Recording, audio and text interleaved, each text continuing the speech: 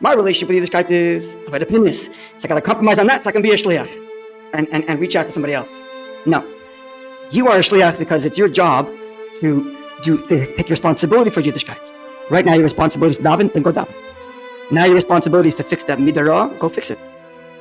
So it's the same avodah pnimis of the previous generations, but in the previous generation you're fixing it because I got to get closer to the Eibishter. And the only way to get closer to the Eibishter is if I fix this problem that I have. And now I'm fixing it because that's my shlichus.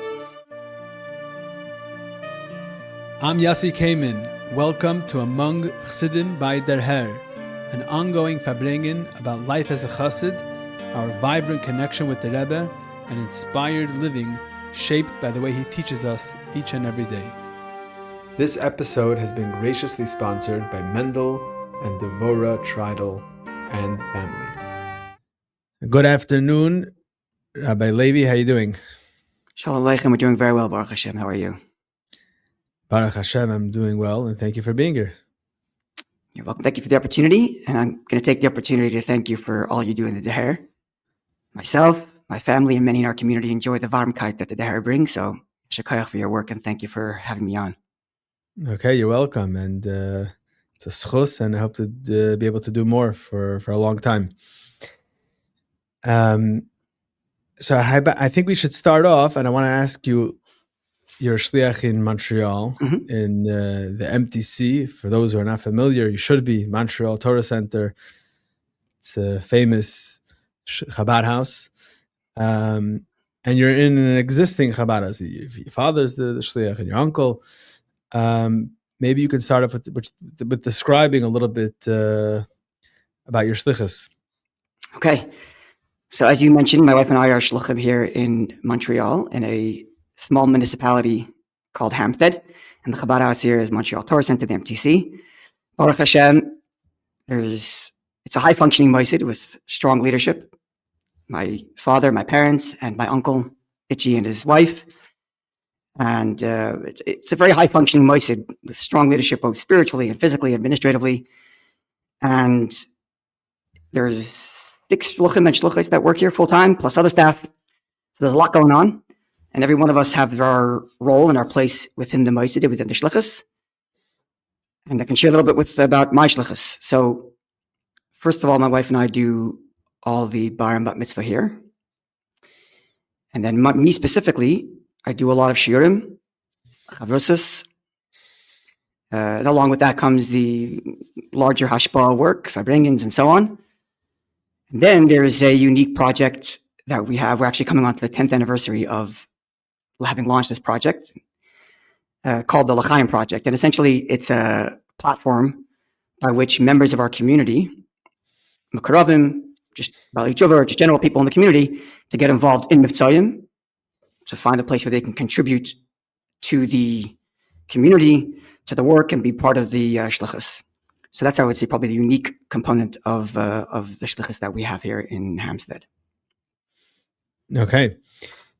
So I want to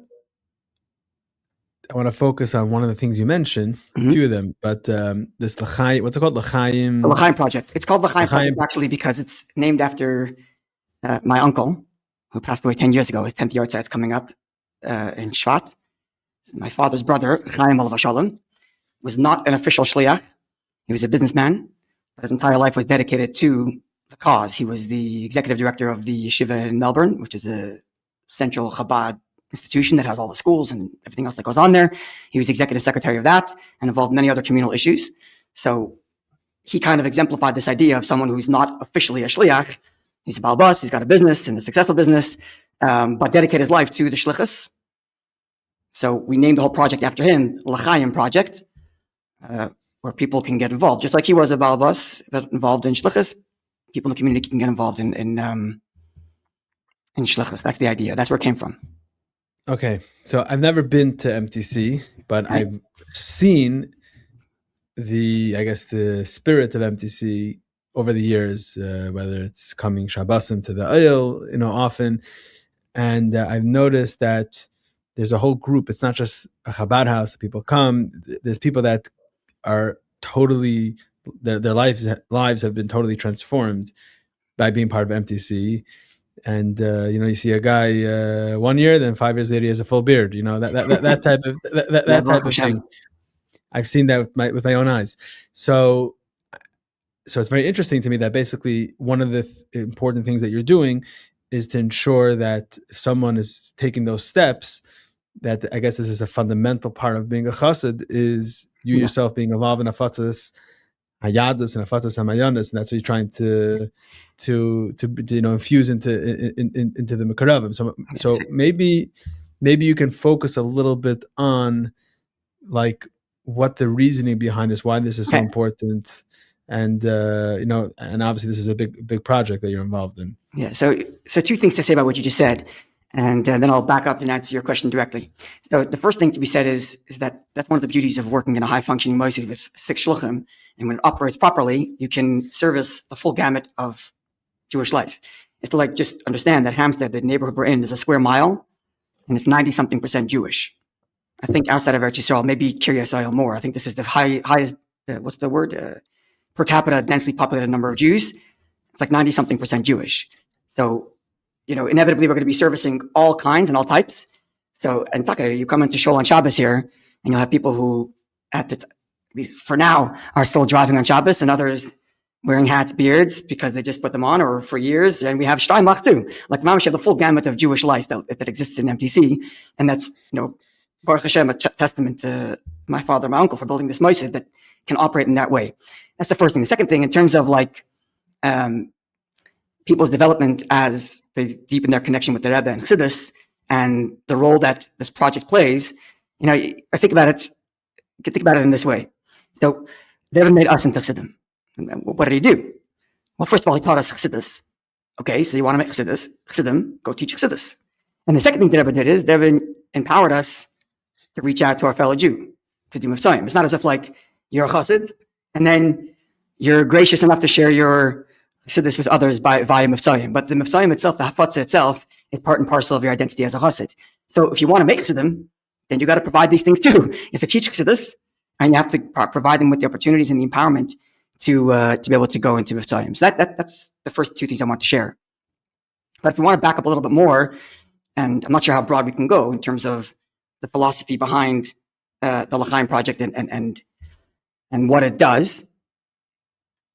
Okay, look, I'll back up a bit, and you'll tell me how far back I should go and whether I'm going too far back. Yeah, so it starts from there. That's right.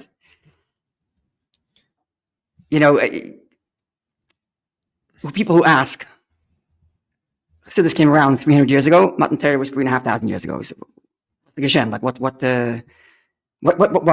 wrong with Yiddishkeit until this came along, right?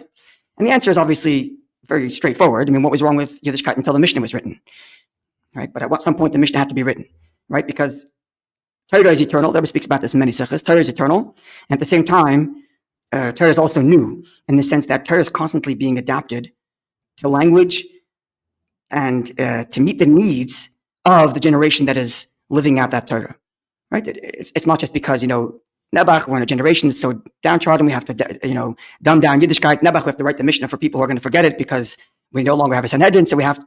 But as Chassidus explains for us, that this is a progression towards Mashiach's coming. And as generations go, Torah itself goes through adaptations, not in its essence remains one truth, but in its language and its application, the adaptation happens generationally. In every generation, it's the job of the Rebbe of that generation to bring Torah and Eibishter to the generation in a language that addresses what they're dealing with and addresses the challenges and the opportunities that generation in particular faces. This is true every generation, but in some generations, the shift is more radical than others, right? When you're going from Eretz Yisrael, where there's a Sanhedrin, and now you're going to be in the diaspora, that's a radical shift. So radical change has to be made. We're writing a Mishnah down, right? Right? And as time goes on, obviously, I'm not going to go through the whole history of Yiddishkeit, but you come down to the Baal Shem Tov's time, and they were facing their challenges, and the Baal Shem Tov is a radical new change. Yiddishkeit is taking on a whole new form. We're looking at Neshama, we're looking at Simcha, all the various different things that the Baal Shem Tov brings to deal with the challenges that the Yiddishkeit is facing at the time. Of course, the Alter Rebbe is another Slav in the radical shift that happens in Yiddishkeit's language, Chabad, and so on and so forth. Now, like this in every generation, all the Rebbeim are dealing with this, looking at the generation, looking at what people are dealing with and what are the struggles, what are the opportunities, and providing them with the language and the tools to be able to meet those challenges and those opportunities. In a way, in the Rebbe generation, just the world at large is going through radical changes. We still are, as we watch technology evolve faster than we can possibly imagine, right? So the challenges that we're facing are radical. So the shift in focus and language also goes radical to meet those challenges. You could use one very mamash pashat dogma, a very simple sample. I think it's the first. If not, you'll tell me if I'm wrong, but I think it's one of the first things that the Rebbe did after accepting the Nesius was in the Sheikh Chabad, right? First in Eretz Yisrael, and then in America. I think it's Yud Aleph already, right? Yeah, I think so.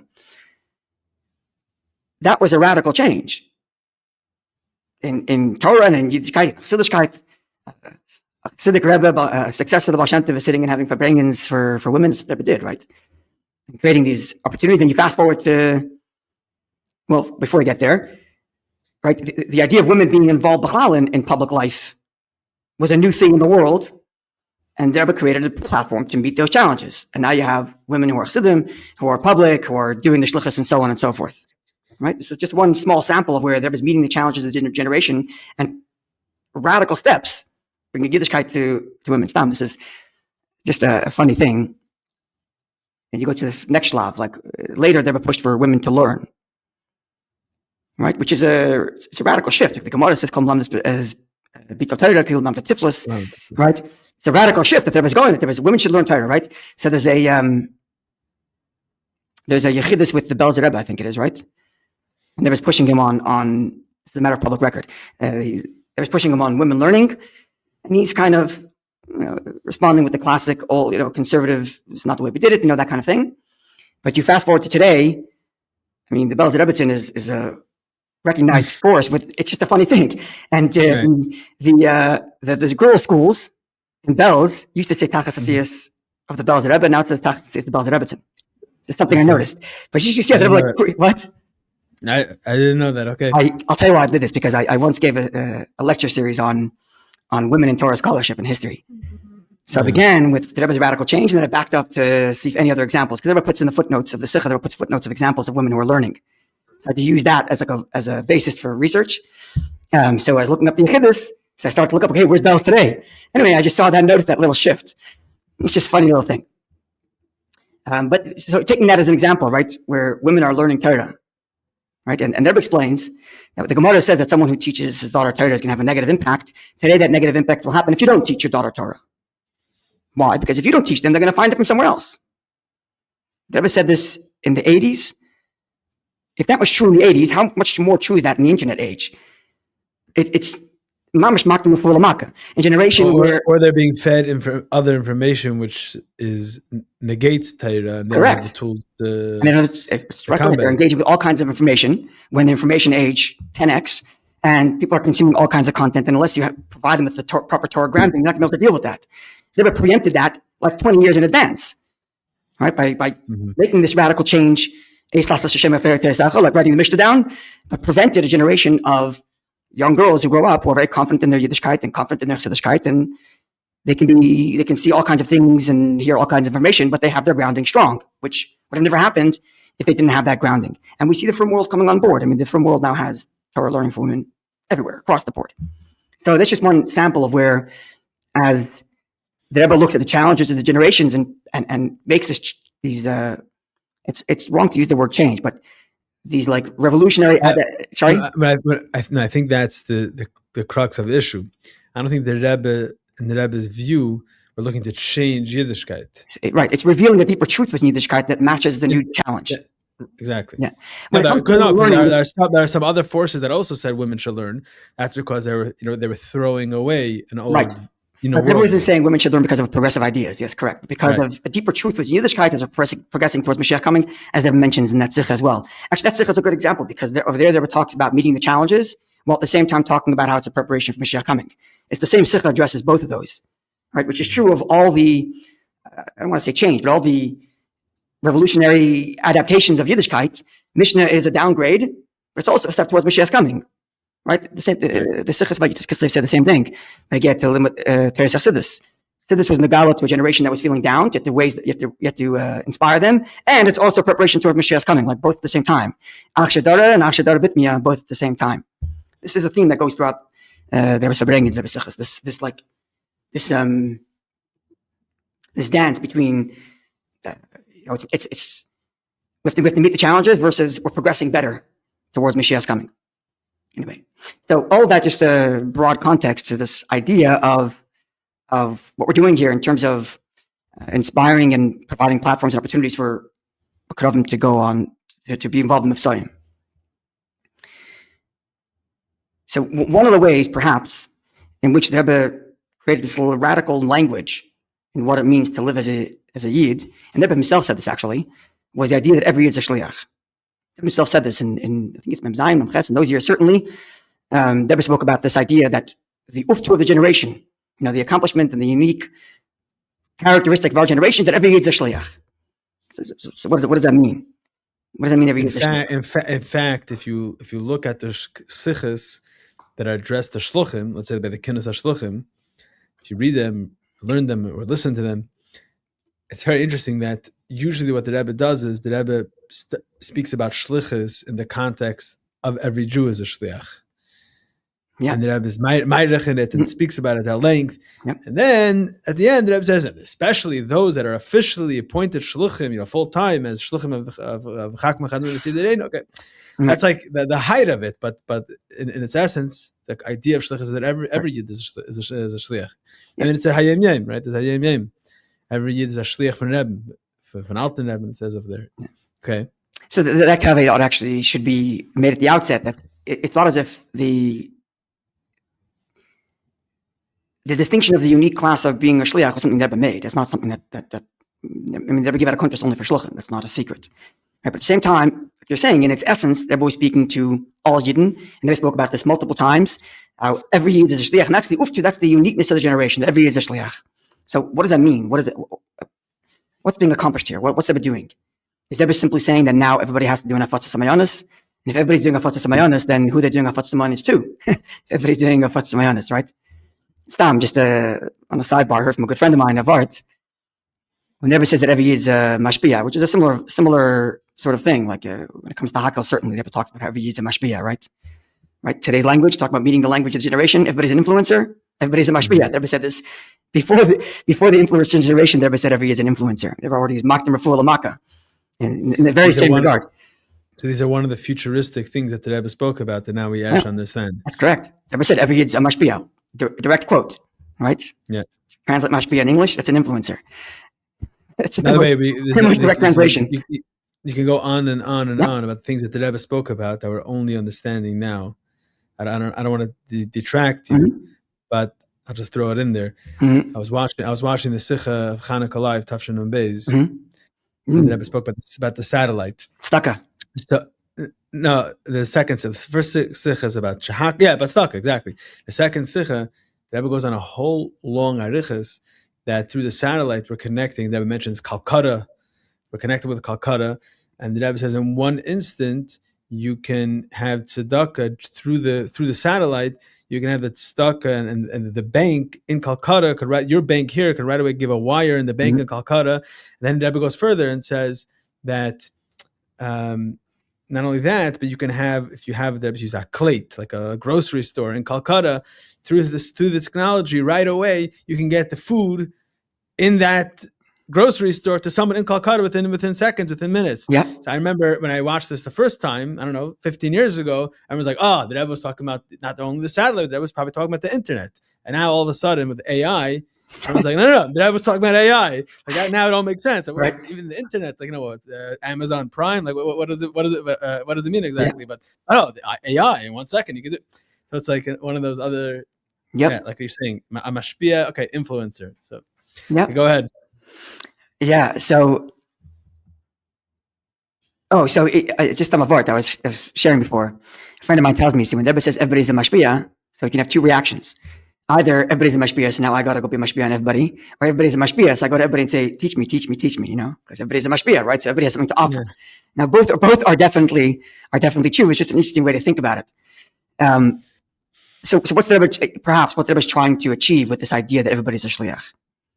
I think that beyond the idea of reaching out to another Jew, the Rebbe is really teaching us how to think about Yiddishkeit, how to think about our own Yiddishkeit.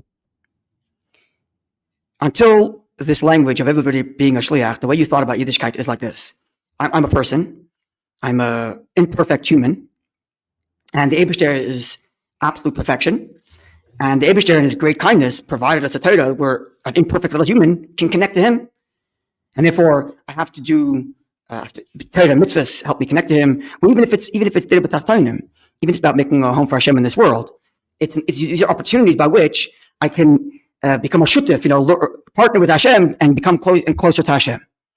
And in that sense, avodah pnimis of Chabad is a central component. This is the ultimate way of getting closer to Hashem. The ultimate Dira B'Tachtonim, right, is within the person himself. That's what the Rebbe writes in Tanya, and the Rebbe speaks about this quite a bit. A lot of the Rebbe says in Tanya, "Benegeh to Simcha, when the person is boiling about Atos Hashem, that is Dira B'Tachtonim in his own mind, right? It's in the person himself, bringing godliness into his life. So he looks inside and says, okay, here's not perfect, I got to fix that so I could bring God Hashem there. This is not perfect, fix that so I could bring Hashem there, right? But what happens is, in that model, Yiddishkeit is the mashpia, Torah is the mashpia, and I'm the makabel, I'm the recipient. I'm on the receiving end of Yiddishkeit. Right? If you want to make that simply, a person goes to shul because shul is inspiring, it's going to inspire me. That's how people show up. That's the idea. You go to Farbrengen because the Farbrengen is going to be inspiring, and I'm getting inspired. You show up to Yom Tov. Yom Tov is inspiring. It raises me up, and I'm going to go receive from Yom Tov. You're a makabel of Yiddishkeit, and every part of Yiddishkeit contributes to something else that you are and that you become. And Rebbe said that every the Shliach ever changing it around. Says, no, hold on a second. You are responsible for Yiddishkeit. You're the giver of Yiddishkeit. You're the bestower of Yiddishkeit. Not the recipient of it. You're the bestower of it. So you come to Yom Tov, the question is not, how does Yom Tov inspire me? The question is, okay, so how can I make Yom Tov better for those around me, even if it's for myself? But it's the shlichus that I have to make Yiddishkeit, to make Rosh Hashanah the best Rosh Hashanah possible. Right? So it's not that, everybody talks about where avodah pnimis exists in Der Hashvi. So I think perhaps it's not that Hafotza somehow is, we have to compromise a little bit on the avodah pnimis because we have to do Hafotza. I don't think that's the word. I think it's mistaken thinking. That separates me being a shliach from my relationship with Yiddishkeit. My relationship with Yiddishkeit is avodah pnimis. So I got to compromise on that so I can be a shliach and reach out to somebody else. No. You are a shliach because it's your job to take responsibility for Yiddishkeit. Right now your responsibility is to daven, then go daven. Now your responsibility is to fix that midah, go fix it. So it's the same of the pnimis of the previous generations, but in the previous generation you're fixing it because I got to get closer to the Eibishter. And the only way to get closer to the Eibishter is if I fix this problem that I have. And now I'm fixing it because that's my shlichus. So in the previous generation, it was all about a personal, let's use the modern words, journey. And in Der Hashvi, it's all about a cause. That's correct. It's your responsibility. That's right. And that's what being a shliach means. That's correct. It just, L'mashal, in Tanya, the Rebbe writes that when the Rebbe describes a tzaddik, tomorrow's Tanya is nowadays Tanya, right? When a tzaddik serves the Eibishter because this is what the Eibishter's mission is. But it says out there, but you pipe down. Don't do that. You do it because you do it because you're thirsty for God and you want to be connected. That's a true and honest desire that you might have, and work with that. The tzaddik's on a level where his own desire to get close to Hashem is not really relevant. What's relevant is Hashem's mission. And Rebbe took that and made that for everybody. Everybody's serving the Eibishter because this is the Eibishter's mission. You're a shliach. Your job is mission. I think it's Kenneth Beis. The Rebbe spoke about becoming a shliach before even doing the shlichus. Becoming a shliach as a crucial, even more important stage in some ways than even doing the shlichus. Because the first thing is to accept that you've been enlisted, to accept that you have a responsibility for Yiddishkeit.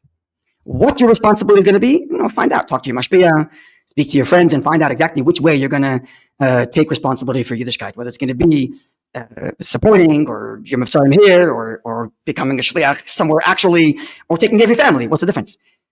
These are all your responsibilities as a shliach. right? But the first step is you got to become a shliach. You have to accept that role, right?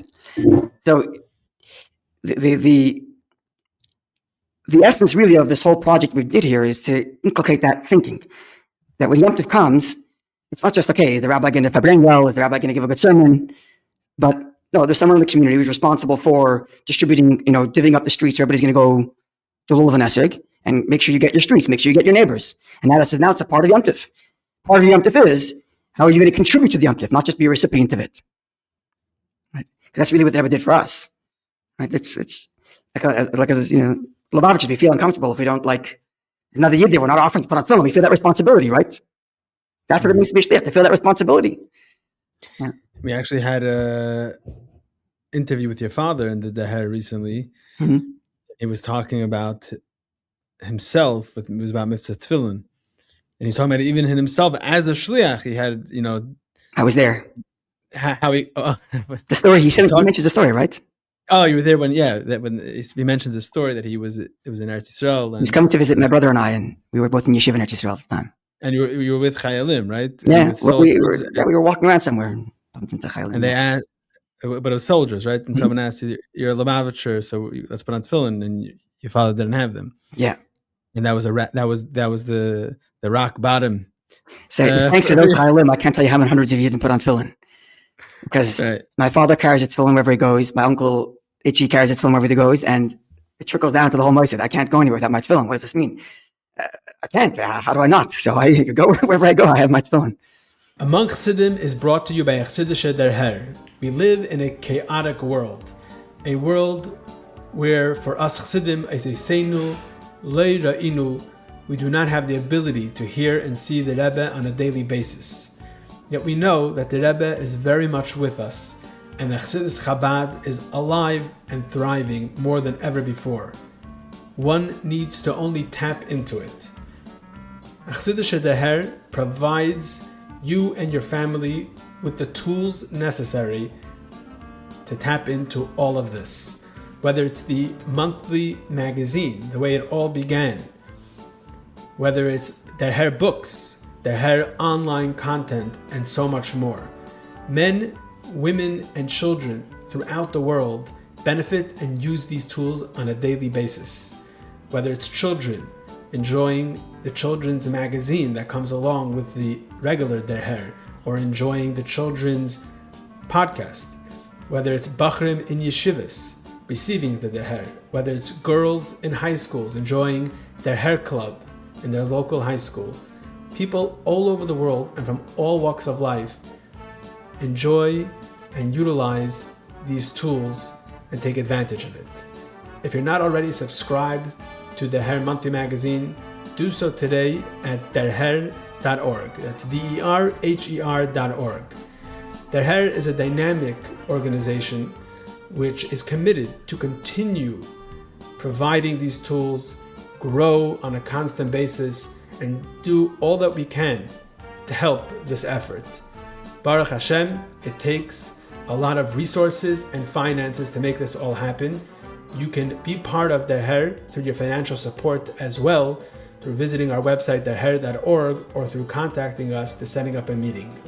Thank you very much. Enjoy the rest of the podcast. I'll share with you a geschmack thing that I heard recently at the Kinnis HaShluchim in Fabrengen on Sunday night after the banquet. They were sitting in 770, and I was sitting with a good chaver, my good friend of mine, Rabbi Mendy Mochkin. He's a mashpia in Torah, and I think he also has a shlichus summer, is a shlichus somewhere in upstate New York. Anyways, I'm asking him, what do you bring with the Bachram about? So he tells me like this. He says that there's a story from his Eltazed, I think, Peretz Mochkin. And the story goes like this. There was a bacher during the hard days in Russia. And, we have to elaborate on the hard days. There's no food. There's nowhere to go. They're constantly being chased from place to place. There's always the risk of being caught and sent to Siberia and so on. So one bacher decides that he wants out. And he said he's going to the communist university. And not because he lost faith in Yiddishkeit, but because he didn't see any end. Like what's going to become of me? What am I going to do here? I'm just going to do this for another couple of days and get thrown out, go to somewhere else, and then go to Siberia and die. Like, what am I doing this for? Nothing's going to become of me. So he decided he wants to leave. So there's a one-night fight. There's a Fabrengen one night, and the agenda is to get this bacher to stay. So everybody's speaking and trying to tell him this and inspire him and hin and her, and es geht nicht. And nothing's happening. He's not responding. Whole night goes, and the Paris decides he wants to speak, and the Paris tells him like this: you want to go out there into the world because you want to become something. You want to become something. I'm telling you that a something in the world out there is a garnish for us. And that spoke to him, and the Bacher stayed. So my friend Mudgy Muchkin explains. He says, what was the parrot saying? Parrot's saying like this: you want to be something? What is a something? Making a living and having nice stuff. That's becoming something. That's a nothing for us.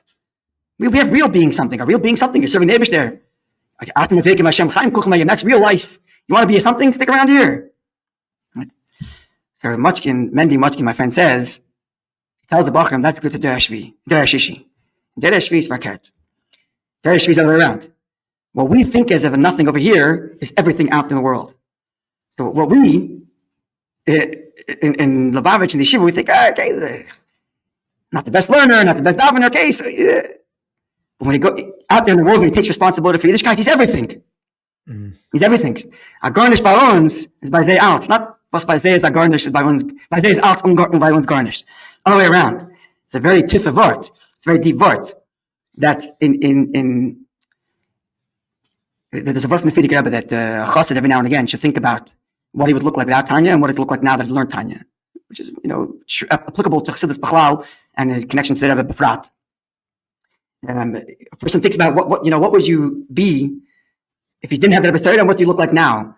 Because we sometimes take for granted things that just exist in our culture, exist in our milieu, and you just pick up by osmosis, and we take them for granted because they exist.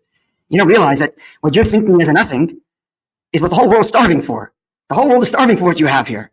Taking responsibility for something meaningful, the whole world's looking for that. Right? You want to get into the skull of it, right? Our generation is the generation of Malchus, the Sphere of Malchus. Yeah. The sphere of Malchus is left in Megam Klum. It doesn't have anything of its own. So this is based on what the Rebbe says. Each Rebbe, that's correct. It's a different sphere. That's right. And our generation is Malchus. So, what's the nature of Malchus in the Benefesh Adam, right? In the person's experience, is the ability, the desire, and the ability to project, communication, to speak. So, what you're going to project, that comes next, right? Less than Megam Klum. It doesn't have anything of its own. It just wants to be heard. It wants to project. It wants to share. What you're going to share, okay, so you'll share your chachma, you'll share your bina, you'll share your chesed, and so on and so forth. It's just this desire to want to share. If there's ever a generation where the idea of I want to be heard is what people want, it's our generation. Everybody has to be heard. What they're going to say, we'll find out after, but everybody wants to be heard, right? And they were preempted that by decades in advance. So of course you need to be heard because you're responsible for Yiddishkeit. And if you don't do it, Yiddishkeit doesn't exist. There was a Shliach here who came to Montreal to fundraise. He's a local boy, so he came back to visit. So he's speaking in Shal Shadas in MTC. And he's a Shliach out in Russia somewhere, some small little town. There's a lot to say about how he verbringed and the bittul with which he verbringed. It was very beautiful. Anyway, so he says that one of his first years being there, him and his wife were discussing whether they should have services for, I don't know, Tisha B'Av, whatever. So, on the one hand, he's like, the services for Tisha B'Av, who's coming for Tisha B'Av services? It's just going to be me. Maybe one other guy. What am I make myself crazy for? But he decided he's doing it. Why? Because if he doesn't do Tisha B'Av, in that city, it doesn't exist. It doesn't exist. And I took that very it's true for everybody. You're responsible for the Yiddishkeit in your own personal life, in your family life, in your community around you. And if you don't do it, it doesn't exist. No such thing as someone else is going to do it. What someone else is going to do, they're going to do. But what you're going to do, it doesn't exist unless you do it. So you are the Shliach, the only Shliach in this regard, and you have to take responsibility for it. It's the ultimate truth, which is like the antidote to the ultimate sheker of our generation, where everybody thinks they're self-important and everybody has to be self-expressed. The ultimate antidote to that is, yes, you have to be self-expressed, because unless you take responsibility for the Yiddishkeit in your Dal Damas, nobody is. There's the famous Sikha, Chav Cheshvan, Tavshem Memhei, the famous Fabrengen, where the Rebbe explains at length that, the the Rebbe speaks about that the whole concept is the Rebbe Rashab's Yemeladas Chav Chesed. The Rebbe speaks about the whole concept that Temchet Mimim is Neiris Lahayer. So the Lamtenshnik, the lamplighters, what the Rebbe says there is that in the times of the Rebbe Rashab, this was specifically and only for those that were the Tmimim that learned in Lubavitch. And if you think about it, who were you talked about Russia before, Mesiris Nefesh, Peretz Machkin. All of these figures, they all learned in Lubavitch. These were the selected group of people that held up Yiddishkeit. Then the Rebbe explains in that Sikha that in this generation, it changed, and now every single person, whether they learned in Temchet Mimim or not, are now have that obligation to be the Neiris Lahayer. And I mean, it's such a foundational concept, and this is basically what you're saying. And it's interesting the way you're framing it, that of course the Rebbe is saying that because this is the generation where everyone has a podcast and everyone is it's all about. I guess I discussed this with one of the other guests, and then towards the beginning of when we started this, that there's a certain self-absorption that people have today. Everything's about the I and how do I feel, and I guess that's the reality that people are doing this, whether it's a good thing or not. But that's the reality. So how like you said, the Mishnah, was it a good thing? It was needed. Obviously, it's a good thing because it's more Torah, right? So now we are able to take this. Whatever the way the world is, the way people are living today, and what people are thirsting for, the I, say, no problem. We have a hoshlichus for you. Go take over your family, your community, your daldamas, your workplace, or become a shliach kipshute, whatever it is. It's fascinating that this is okay. Malchus. This is Malchus. Yeah. There's a lot of different ways you can come at this. Just to remind me afterwards, I want to share something about. Everybody's thirsty for an eye. I'm going to share something about that. But before, I want to share something else that's related to this. For example, you have Achtas Hashem is a sugya of Chassidus, right? So a sugya of Chassidus to understand what that means, Hashem's oneness. It's also a sugya of Avodah. So what does Achtas Hashem and Avodah look like? It means that as much as you can, whatever you're doing is L'Shem Shemayim, is to serve the Eibishter. It's Achtas Hashem, right? Otherwise, there's a plurality. Here I'm serving God, and here I'm serving my hunger, and here I'm serving my desire for money, and here I'm serving my desire for attention. I've got multiple gods going on, right? Instead of one. But Achtas Hashem means, and whatever I'm doing, it's all for the Eibishter, right? It's very difficult to get mamish everything. Everything is all Achtas Hashem. When I'm feeding my children is also like. And sometimes feeding my children is taking off my time from learning. What's going on now? But when you're a shliach, there's only one question. What does the Eibishter need from you now? That's the question. So now the Eibishter needs for you to take care of your kids, then that's your shlichus. It's the same Achtas Hashem. Now the Eibishter needs you to daven, then that's your shlichus. There's another year you're responsible for it, then that's your shlichus. Whatever you're doing, you're always a shliach. It's the ultimate Achtas Hashem. It's the ultimate oneness in your entire reality, right? There's a Fabrengen, I don't remember when, the Fabrengen that speaks about sleeping. The Rambam writes, when a person sleeps, if he sleeps with the kavanah, that he has to have energy tomorrow to serve the Eibishter, then it's also part of the service of Hashem, right? Rebbe says it's like 2 steps. It's like, this is like a necessary evil to get to the point that I really want to get to. But what I really want to get to is serving Hashem the Eibishter tomorrow. It would be much more geschmack, says the Rebbe, if in the moment of the sleeping itself, you have serving the Eibishter. So this is what the Rebbe explains all the time, the difference between doing something with Shem Shamayim, that's a lower level. Then everything in Hashem is a much higher level, right? Oh, so sleep is the hardest one. Because you're not conscious, you're not aware. You're not aware. So how do you get it there? How is it da'ehu? Yeah, exactly. So the Rebbe says like this, and he doesn't fear ois the nimshal, just gives the marshal. He says, you imagine a soldier. So a soldier is at his post. And he could be sleeping at his post. But as far as the enemy is concerned, he doesn't know if the person's sleeping or not. The very fact that there's a post with a soldier already holds off the enemy. So the soldier is a dugna, even in his sleep, he's serving the cause, because the very fact that he's there already wards off the enemy. Okay, that's where it ends. What's the nimshal? They would think of a nimshal. Right? So it would seem, as part of the same thinking, that the very fact that you are a Shliach, that's that you've accepted that this is my role in life, take responsibility for my Yiddishkeit. I'm not a recipient of Yiddishkeit, I'm a mashpia of Yiddishkeit. It doesn't matter where you are and what you're doing or what you're not doing, you're always in a Shlichus mode. Just the question is what you have to do. Okay, so now the Shlichus is this, do that. Now it's something else, do something else. It's the ultimate, Shavisi Hashem Lenegdi Summit. Right? It's worth in the Baal Shem Tov that no matter what happens, it's always b'shava, it's always equal, because if you remember that the Rebbe did it to you, then it doesn't matter what happens. So there's another way to think about that in this kind of signon, that no matter what happens, it's always shava, it's always the exact same question. What does Rebbe want me to do now? Something good happens in life, okay, what does Rebbe want me to do now? Something that chas v'shalom, the opposite happens, same question. What does Rebbe want me to do now? It's always one question if you're a shliach. Doesn't matter what the circumstances of the situation happens to be. The accepting the achrais and being a shliach remains across the board. I just want to throw in there that while we're talking about how every Yid is a shliach, but if you think about the philosophy behind it, the way you're so eloquently explaining it, now we can understand the chiddush of the Rebbe with actually making official shluchim, taking regular people and saying your whole being, including your job, including your home, including your family, including where you live, every single part of you is in order to fill the shlichus. And the minute that you're fundraising, and then when you're davening, and when you're with your family, that it's mamish kipshuti 24 hours. So that's the ultimate manifestation of it, being an official shliach. But because it's harder when you're not an official shliach, you have to work at it more. How do I make my business? How do I make my my family a shlichus? Right. But okay.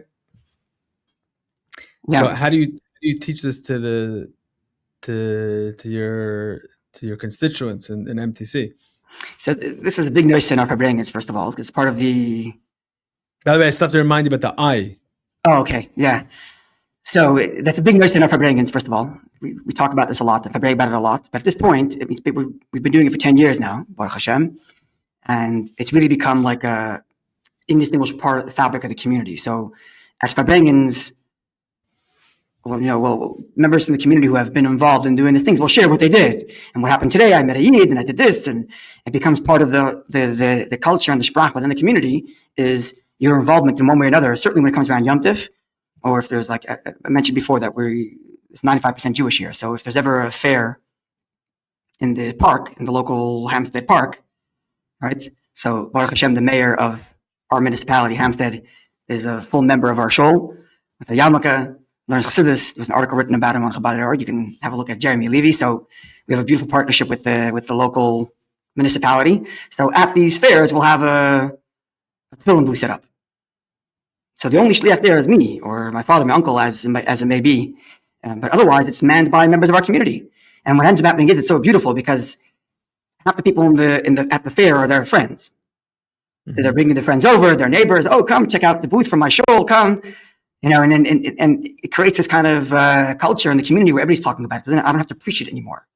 I don't have to preach it. It's part of the fabric of the community. It's a very beautiful thing, Baruch Hashem. Certainly around Yom Tov and around these fairs, that it's a big part of our culture here. By the way, that's a dynamic that specifically a non-official shliach has, and an advantage that they have over a regular shliach. That's you finishing off your business meeting and asking the guy to put on tefillin, or starting that way. Or let's say we're going to say, before we do a business deal, we're going to give tzedakah, or that type of thing. So it's a lot more of it's a lot more real, because we need to do. There's someone I'm friends with in Crown Heights. There was a business person, and he was telling me how his business partner, so a few years ago, his business partner was a Persian Jew. I said, what do you mean? He told his partner, we are going to the oil before we sign the contract. Fact. Okay. And now it became an occurrence that happens again and again. Okay, when we have to go to the oil, it's not, shliach telling come to the, it's like, oh, we're doing business. This is how we do business. We got to go to the oil first. Yeah. So it's a much deeper effect. It all has to do with the confidence. The way this young man said it, this is the fact. You say it with confidence, the gate. There's a sikha in Chelak Aleph Beis Gimel Dal, one of those four chalakim, the Rebbe like gives like almost like a checklist of how you do Mivtzoyim. And one of the things that it says there is that if right, if you speak from the heart, it's going to reach the person you're talking to. And if it doesn't reach the other person you're talking to, then the problem's not in him. The problem is you. You didn't mean it for real. So say a capital Tehillim, says the Rebbe there. Not that he should listen to you, but that you should mean it, and then he'll go. Okay, so I was teaching this the sikha we're learning it with a couple of Baal Tshuva Bachrim here, and one of the Bachrim tells me, he's a student at Concordia here, and there's like 2 Jews in his class that he knows, and after this sikha, he felt like, he's tried before, it didn't really work. They were always, acting becking. He says, okay, you know what? Sing Kapitel Tehillim. He says the Kapitel Tehillim, and the guy takes his coat off and he puts on tefillin. This is what he tells me. So I got inspired by that. And so I said, okay, I'm going to do that. Someone tells me no, or from the, lacking a little confidence in asking, given the circumstances, I'm not sure what the person's going to say. I'll say Kapitel Tehillim first. So I did that. And what ends up happening is that while you're saying the Tehillim, you end up like thinking to yourself, this is my own little experience. He's like, what am I doing here? And who do I represent? This is not the little lady you asked someone to put on tefillin. This is a Shliach. This is a Shliach of Nesiderenu, a Shliach of the Rebbe, right? This is my responsibility here. The Rebbe sent me to put on tefillin with the Yid. I'm going to ask him like this, Shai, fact, we're putting on tefillin, roll up your sleeve, let's do it. So the next time it happened was I went to someone in the hospital. It was a very, very bad situation. The Gashmi Baruch was in a very, very dire situation. And he's a self-proclaimed agnostic. So every time I asked him to put on tefillin, he would kind of like push me off. I taught his kid bar mitzvah, so he would come sometimes with his son. I would try to put on tefillin with him. Nisht. He did put on tefillin at his son bar mitzvah, that yes. Anyway, so he's in the hospital because of whatever's going on. So I go to visit him, and he has to put on tefillin today. Agnostic, he has to put on tefillin today. There's no two ways about it.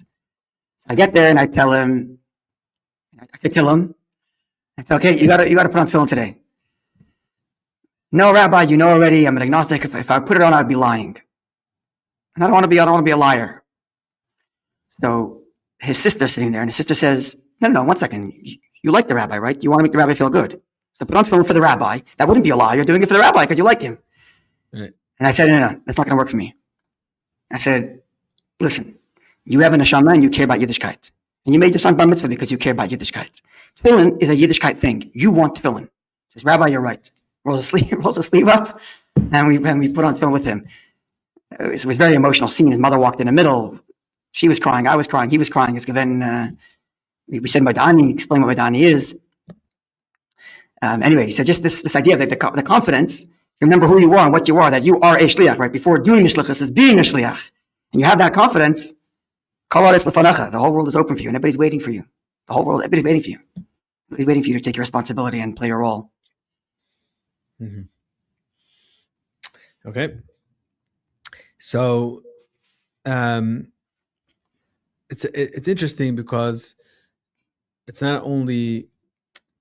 also the same concept of a shlichus as you, but also wherever you are.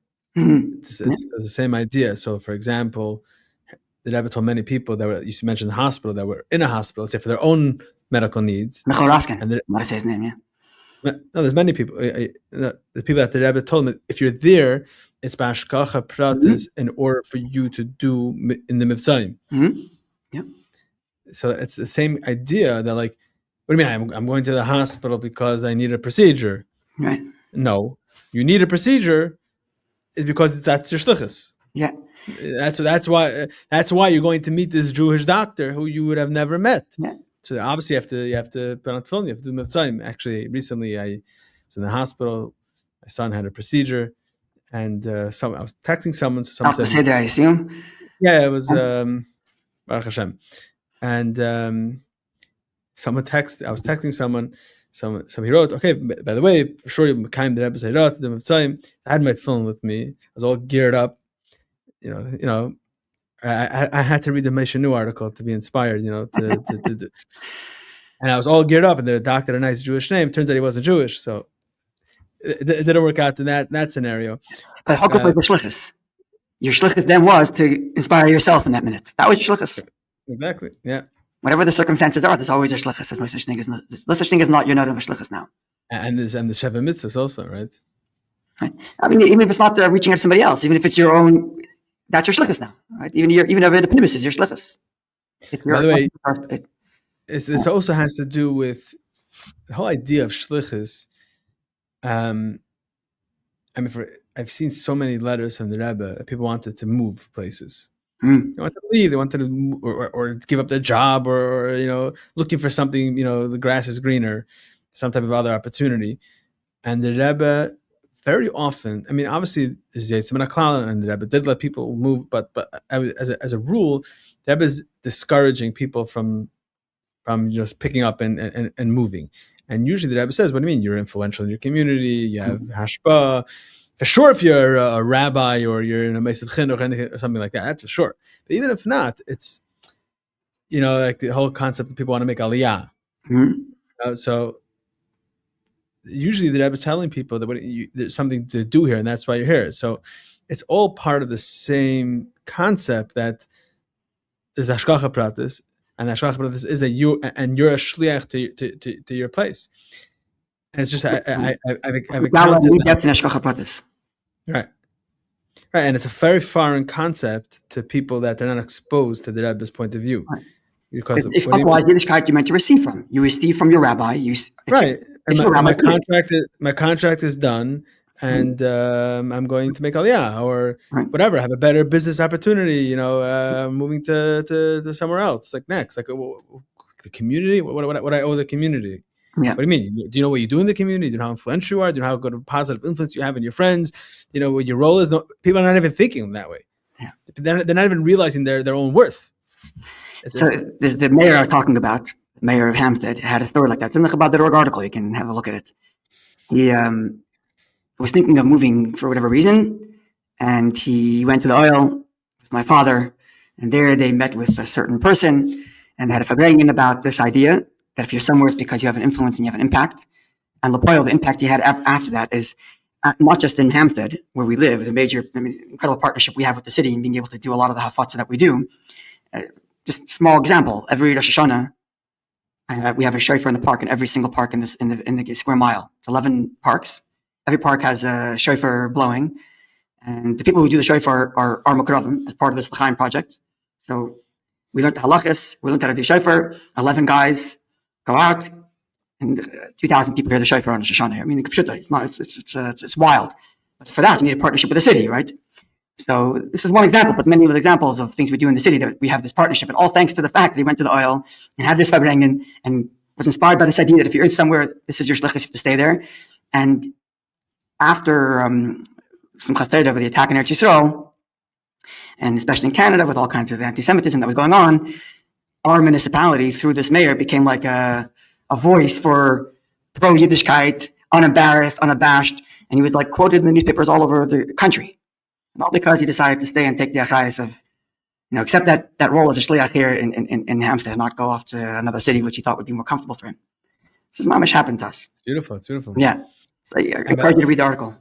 And it's also, I over the years, I speak to Anash, and there's a certain sentiment. So first of all, the Rebbe is very clear that mitzvahs hadar, the Rebbe uses that terminology, is that everyone should go on shlichus. So obviously, that's the ideal thing that the Rebbe wants to actually do shlichus. Get that race and emtine development Yiddishkeit, right? Yeah.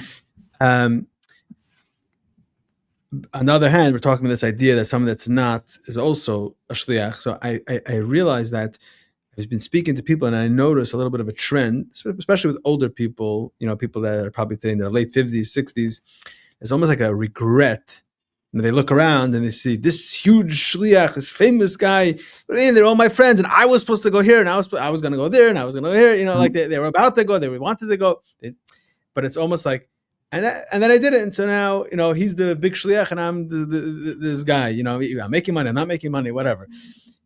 And it's like a regret. I'm like, okay, fine, done, over. But ultimately, that's not the right attitude. Yeah, maybe you should have gone, or and could you if you can do it today? I don't think you can, but if you could, go do it. But when it's you're not done, what do you? how are you involved in the Rebbe's mission? How are you a shliach today? Like, how are you spreading Yiddishkeit? How are you spreading Chassidus? Right. One of the biggest what are you doing? positive changes of the last 15 years is this. One of the integral components of being a chassid are the Chassidish Yomim Tovim and Yom Pagra. Whether it's Hey Tevis, Yud Shvat, Yud Aleph Nisan, or Gimel Tammuz. These days give us an opportunity to connect with our Rabbeim, to connect with each other, and be better Chassidim. What is the story behind each of these days? How did the Rebbe commemorate and celebrate these days? And most importantly, what are the lessons, the takeaways, and the action items Hamaisa Hua Iker needed for each of these days? All of this and much, much more are answered in the new set recently published by Der Herr. Our Days is a journey through the Chabad calendar in story, meaning, and practice. With over 700 beautiful, glossy pages with elevated content, beautiful, beautiful photographs, you, your family, and friends will enjoy and live with each Chassidish Yom Tov. This book is a must for every Lubavitcher home, for every shul, for every school. It is a perfect gift item. This will not collect dust. It will be used day after day, month after month, year after year. You can have this set. Go to derher.org/Our Days. Order your set today and start living with the Chassidish Yom Tov. First of all those people you're talking about have children or nephews or cousins on shlichus. Right. Children themselves, they have their own children on shlichus, and that becomes a big part of their own, like being committed to the Rebbe's Nyanim is the supporting of their own children or their brother that went on shlichus or their nephew. It's a big part of being a Lubavitcher today, even no matter where you're living, and if you're not technically on shlichus, and especially specifically Crown Heights, which spends its time hosting shluchim and their mukaravim 10 times a year. Yeah, it's like every other Shabbos. It's not normal. It's actually crazy. It's literally the Hachnosas Archim capital of the world. Like, hands down, it's not even a shaila. Your shlime can boast until tomorrow. Doesn't have anything on Crown Heights. No, seriously. Between Tishrei, Yud Shvat, Chaf Shvat, Kenes HaShluchim, then this Shabbaton, that Shabbaton, and the Gimel Tammuz, and then Yud Aleph Nisan. It's nonstop. I mean, I know my own siblings who live there constantly have, ask my siblings if I can stay there for a night. I have this one come, this one come. Okay, this room is available, Totally normal on a random Shabbos. It's the contribution that it's one of the beautiful shifts over the last 15 years is like the universality of the contribution that Lubavitch is doing to the Rebbe's mission, including these people you're talking about in Crown Heights, either through their support or opening their homes up to the shliach in an amazing way. This is an old thing. It's not a chiddush the last 15 years. When the Rebbe started the Mivtzoyim, who do you think half the people doing Mivtzoyim? You know how many Balabatim in Crown Heights were going on Sundays to do Mitzvah Tefillin? What do you think hosted all the college campus for the Pegisha? What do you think they stayed? There are many families. I think the level they're at today is like way higher than it was. The level. Oh, for sure. I'm saying. Yeah, certainly started then. Yes, certainly started then. This is the way it was supposed to be from the beginning. This is not. This is what it is. This is the idea. Yeah. No, there's a lot of these cultures changes that started once and then grew. Right? I was talking to someone, an older person, who is talking about a shliach moving to a small town and like, how many even live there already? Today, no one ever says you think. No one says you think. Our vision for what the Rebbe saw 40 years ago, 60 or 70 years ago, is radically shifted. Like it took us time to catch up. You're saying they were saying things ahead of time. It's like they were speaking. Now we can say 20 years in advance. We're trying to catch up and trying to see how broad the vision is, and how big it is, and how really it's all encompassing. Really, he means it when he says everybody's needed. He really means it. He really means when he says that everybody has to contribute. He wasn't joking. He wasn't trying to make you feel good about yourself. He meant that he actually needs it. That's really what's needed to happen now. Everybody has to be a shliach. It wasn't just making you feel good because you don't have a badge at the kinnos. That wasn't the point. He really meant it. Everybody has to be a shliach. Anyway. Okay, so obviously the way you underappreciate all of this, I think, is, you have to be plugged into the Rebbe in order to appreciate this and understand this. And that's going to happen through learning Torah, learning Chassidus, learning the Rebbe Sichos, which maybe I should focus a little bit on that a little bit, because I know a lot of what you do in MTC is mamish teaching. I think that's like, and you said that already, but that's a huge part of what you're doing. So how does the limud Torah and the limud Chassidus, like, how do you see that affecting people's minds? And I'm assuming your own. You might be learning more now than in yeshiva, because you actually have to understand it, because you have to be able to teach it to someone else. Yeah, my father has the college boy rule that if you want to demonstrate to yourself, if you actually understand what you're learning, is if you can explain it to an intelligent college student, then you know you understood it. I don't know how intelligent the college students are today. No. I mean, you want to talk to an educated person, and educated person who has no background in Yiddishkeit, and you can explain to that person, then you know you understood it. Set the to, just on a side thing, just the importance of finding language that talks to you, and learning Chassidus in such an open that it actually talks to you. Right? Rabbi Simon Jacobson shares a story. He said it I didn't hear from him directly. I heard it in one of these classes he was giving. And when he was a chayzer, at the same time, he was also teaching Tanya in Beis Shivka in Crown Heights. And I guess as a result, he had access to the Rebbe in a way that maybe some others didn't.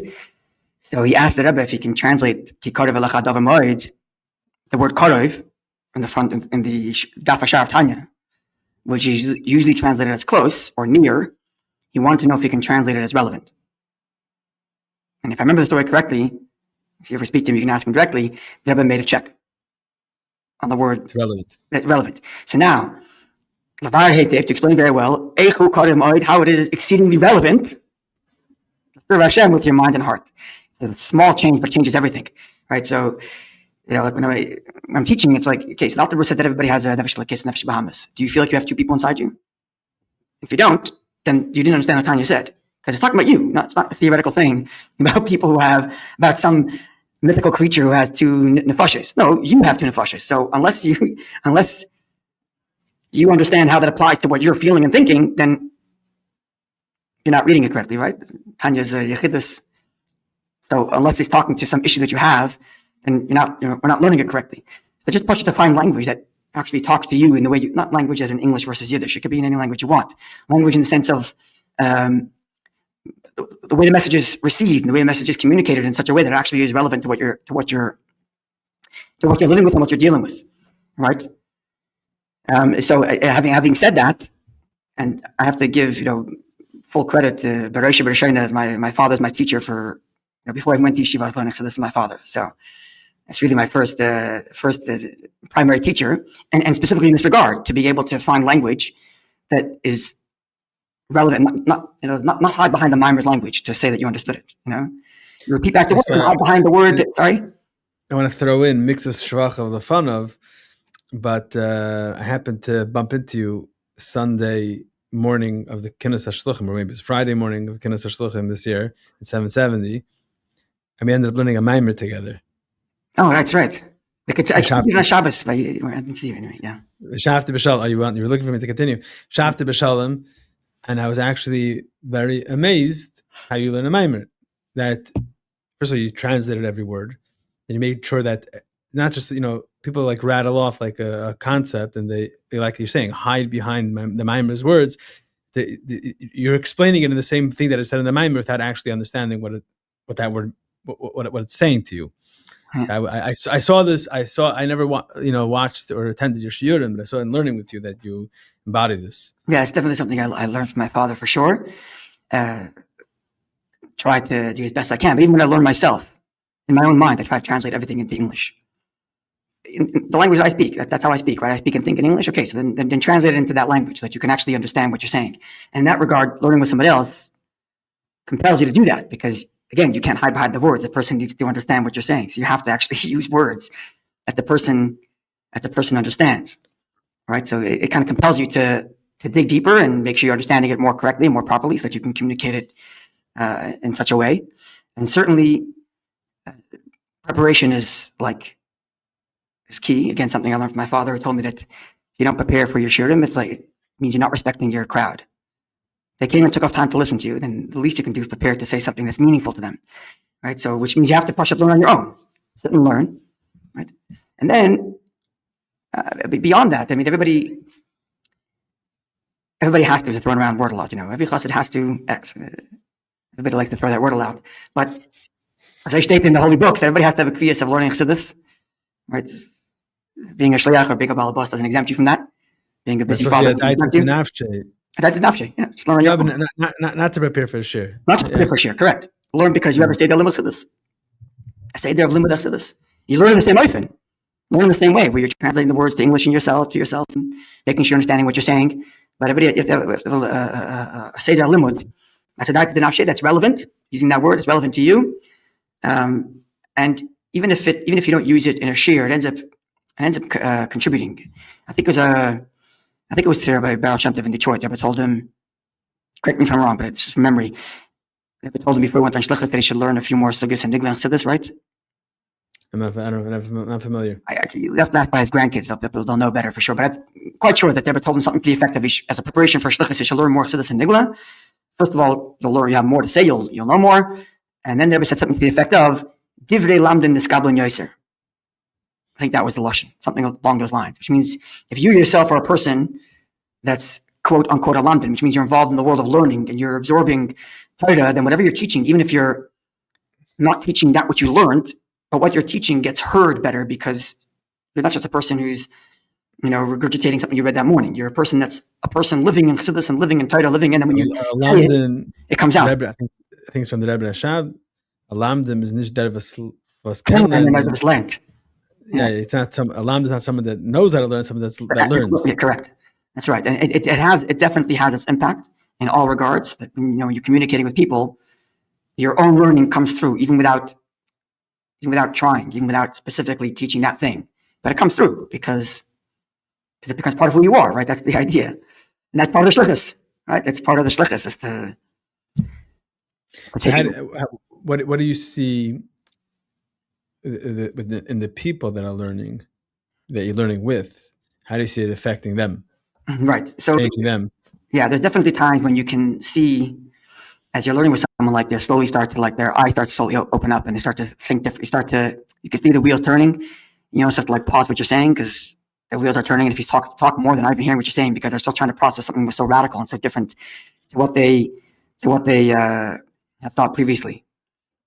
I'll give you an example. Okay, so I'll use the example of the eye that we've mentioned before. Right. So it's this new modern moda.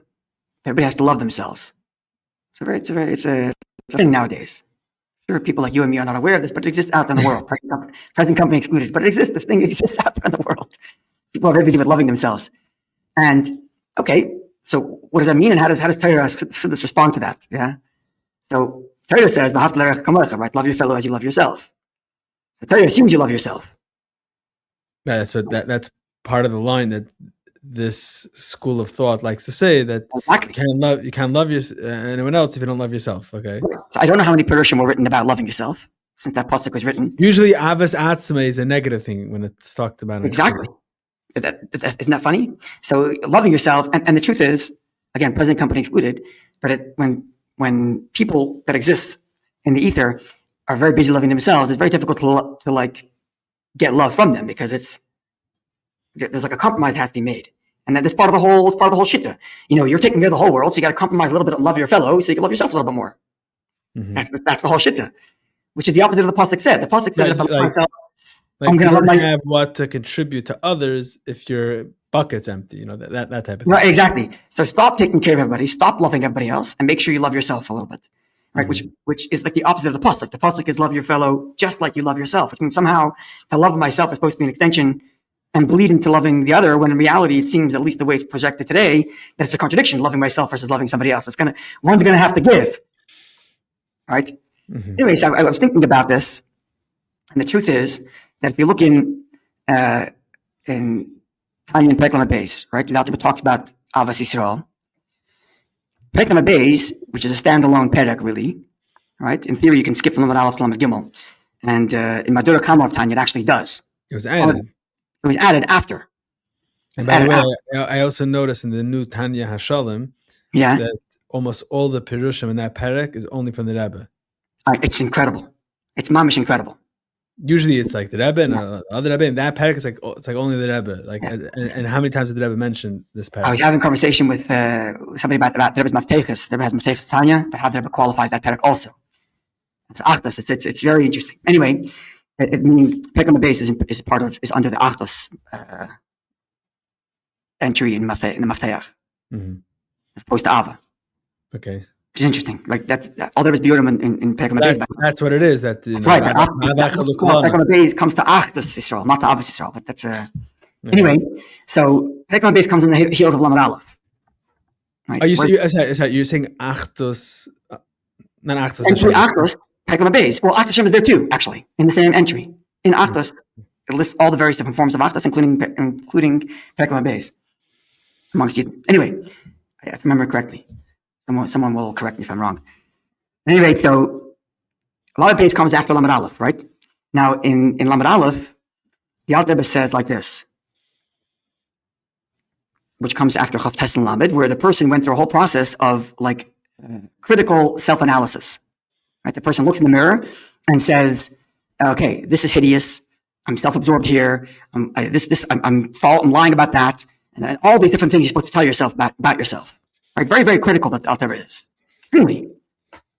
Then at the end of Lamed Aleph, the Alter Rebbe says, "Okay, so you can't serve God like that. You can't serve God beating yourself up. You have to come out of that, come to a simcha." Right? That's the transition in perek Lamed Aleph between being self-critical versus having a joy. And then he says like this: everything you said to yourself about how hideous and terrible you are, all true. Are all true of my ego. All true of my ego. But beneath that, there is a neshama, which is one with the Eibishter, and never got corrupted, is perfect, pure, not self-absorbed, it's only committed to the cause, and I'm going to make my mission to express that. And from there he goes to perek on the base. Now, if what you're focused on is that pure neshama, then you can love everybody else, because everybody else also has a neshama. So, love your fellow as you love yourself. Question is, which self are you loving? If you're loving the egotistical self, yes, that's going to be a contradiction to love your fellow. You're not going to be able to do it. And there might not be so much to love. There might be some flaws. Sorry? There might be some negative things that you don't really love. Not everything that you possess is lovable. Yeah, there's a lot to deal with, right? That was the last few chapters. But now understand that the love yourself is not the ego. It's not take care of yourself, love yourself. It's love yourself because you have a perfect, pure neshama that's on a mission from the Eibishter. And if that's what you're loving, then you see that everybody else. It's not a contradiction anymore. Not a contradiction anymore, right? So this is like just an example. Just recently, we had a shir like this, and at the beginning when I'm kind of half jokingly, half seriously describing what it means to love yourself, everybody's smirking because they all know what that's like, and then you say something like, "Oh, and the person who's busy loving themselves, they're very hard to hang out with because they don't have a lot of time to love you back," and you can see them smirking because everybody knows, everybody knows someone like that. And then when you introduce this idea that who's the true you? Who is the real you that you're accentuating here? If the you you're accentuating is self-advancement, then of course everybody in life is going to be in competition with you. It's going to be miserable because you're constantly trying to compete with everybody else that's also trying to advance themselves. But the moment you start to realize the real you is the part of you that never got corrupted, right? Then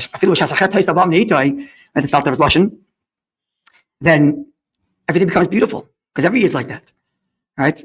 Or like, so you start to see people's eyes open up, and this is a small example. Like, it's not just a shift in Avos Yisrael; it's a shift of like, okay, what do I think of myself in the world? Who am I in this world? And what's my objective here? What am I doing? Just self-advancement, get more stuff, make a bigger house. Like, where's the goal? Where am I going? What am I doing? Who am I? Right.